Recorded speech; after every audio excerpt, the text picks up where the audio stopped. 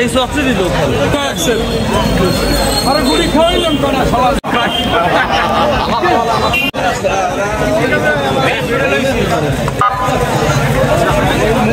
বাকিগুলো আলাইতে সবাই উদ্ধার হবে এবং উদ্ধার শেষে আমরা আপনাদের কাছে বিক্রি করবো তখন সকল তথ্য দেওয়া হবে।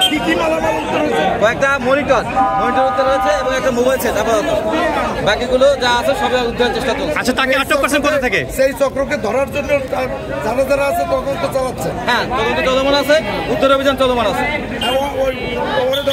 কোথায় থেকে ধরা হয়েছে? ডিটেলস আমরা পরে বিস্তারিত বলবো, আগে আমরা কাজটা শেষ করি, ঠিক আছে?